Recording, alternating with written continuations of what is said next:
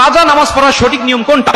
অনেকেই কাজা নামাজের সঠিক নিয়ম না জানার কারণে নামাজ তারা ছেড়ে দেন। নামাজ কাজা হয়ে গেছে, 1 ওয়াক্ত 2 ওয়াক্ত নামাজ হয়ে গেছে, তারা নামাজই পড়েন না, কারণ সঠিক নিয়ম তারা জানেন না। আবার অনেক মানুষ আছেন যারা যেভাবে ইচ্ছা সেভাবে পড়তেছেন। কাজা নামাজের সঠিক নিয়ম কোনটা? কাজা নামাজটা কি? কাজা নামাজ হলো ওয়াক্তের নামাজ ওয়াক্ত ছাড়া কোনো বিশেষ কারণে একটু বিলম্বে পড়া বা অন্য সময় পড়া, এটা হলো কাজা।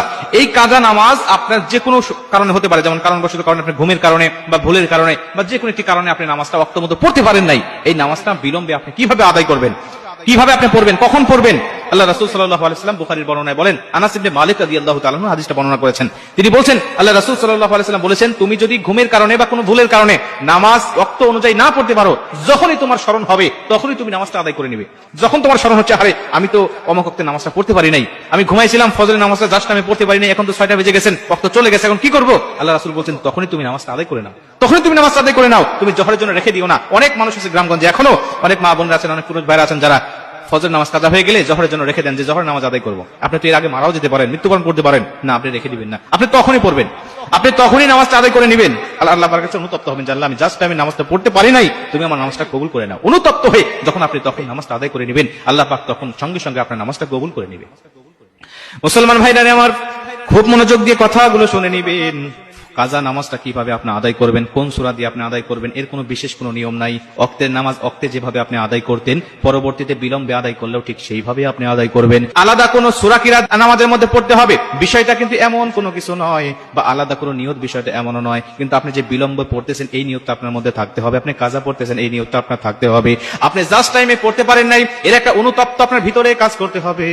আল্লাহ পাকের কাছে একটি অনুতপ্ত আপনি দেখাবেন যে মালিক, আমার উপরে যেই ওয়াক্তে নামাজটা ফরজ ছিল ওই ওয়াক্তে আমি পড়তে পারি নাই, বিলম্বে পড়তেছি, আল্লাহ তুমি আমার উপরে রাগান্বিত হইও না, আয় আমার মালিক তুমি আমাকে ক্ষমা করে দাও। এই অনুভূতিটা ভিতরে নিয়ে আপনি কাজা নামাজটা আপনি আদায় করবেন। যদি আপনার একাধিক নামাজ কাজা হয়ে যায়, যেমন জোহর, ফজর, আপনার আসর, মাগরিব 4 ওয়াক্ত নামাজ কাজা হয়ে গেছে, এরপরে আপনি সময় পেয়েছেন বা মনে হয়েছে এশারের নামাজের সময় আপনি কোন নামাজটা আগে পড়বেন, মুফাসসিরিন ইকরামরা বলেন সর্বপ্রথম তুমি ফজরের নামাজটা পড়বে, তারতিব হিসাবে আগের নামাজ আগে পড়ে নিবে, এরপরে জোহর, এরপরে আসর, এরপরে মাগরিব তুমি আদায় করে নিবে। কথার কথা, আপনি ফজরের নামাজটা পড়তে পারেন নাই, আসর পারেন নাই, জোহর পারেন নাই, মাগরিব পারেন নাই, ইশার সময় মনে হয়েছে মসজিদে চলে গিয়েছেন, গিয়ে দেখতেছেন ইমাম সাহেব ইশারের নামাজ শুরু করে দিয়েছে, তখন আপনি কোন নামাজটা আদায় করবেন? তখন আপনি ইশারের নামাজটা আগে আদায় করে নেবেন জামাতের সাথে, এরপরে আপনি সিরিয়াল মেইনটেইন করে নামাজগুলো আদায় করে নেবেন। মুসলমান বন্ধু আমার, আবার অনেক মানুষ আছে যারা জীবনে অনেক ওয়াক্ত নামাজ কাজা করে ফেলেছি। অনেক মানুষ আছেন 1 বছর 2 বছর 5 বছর নামাজ পড়েন নাই, কত ওয়াক্ত কাজা হয়েছে এর কোনো হিসাব নাই। তখন আপনি কিভাবে নামাজটা আদায় করবেন? মুফাসসিরিন ইকরামরা বলেন, তখন তুমি তোমার এই কাজা নামাজের জন্য আল্লাহ পাকের কাছে এতটাই অনুতপ্ত হয়ে তওবা করবা, আল্লাহ তুমি আমার জীবনের সব গুনাহগুলো মাফ করে দাও, আল্লাহ তুমি আমার জীবনের যত নামাজ কাজা হয়েছে মাফ করে দাও। একনিষ্ঠভাবে তওবা করবা আর বেশি বেশি তুমি নফল নামাজ পড়তে থাকবা। আমার আল্লাহ রাব্বুল আলামিন তোমার এই তওবা কবুল করে নিয়ে অতীত জীবনের গুনাহগুলো মাফ করে দিবে। জোরে কোন সুবহানাল্লাহ। আল্লাহ পাক সব গুনাহ তোমার মাফ করে দিবে যদি তুমি এইভাবে তওবা করে নফল নামাজ বেশি বেশি তুমি পড়তে পারো। সুন্নত নামাজ, নফল নামাজ যদি তুমি পড়ো, আল্লাহ পাক অতীতের কাজা এই কাফারাটা তোমার আদায় করে নিবে। মুসলমান ভাইরা আমার, একটি হাদিস অনুযায়ী জানা যায় আল্লাহ রাসূল সাল্লাল্লাহু আলাইহি ওয়াসাল্লাম বলেন, কাল কিয়ামতের ময়দানে কঠিন মুসিবতের সময় আল্লাহ পাক যখন দেখবেন বান্দার আমল নামায় অনেক ফরজ নামাজ ঘাটতি হয়ে গেছে, তখন ফেরেশতাদেরকে ডাক দিয়া বলবেন, ফেরেশতারা দেখো তো বান্দার আমল নামায় কেমন নফল নামাজ আছে, বান্দার আমল নামায় কত নফল নামাজ আছে তোমরা একটু লক্ষ্য করে তাকিয়ে দেখো। ফেরেশতারা তাকিয়ে দেখবেন তার আমল নামায় অনেক নফল নামাজ আছে, যেগুলো সে সময় পাইলে নফল নামাজ আদায় করতো। নামাজ শেষে প্রতিটা ওয়াক্তে 2 রাকাত, 4 রাকাত, 10 রাকাত নফল নামাজ আদায় করতো। এমন নামাজ তার আমল নামে বহুত রয়েছে।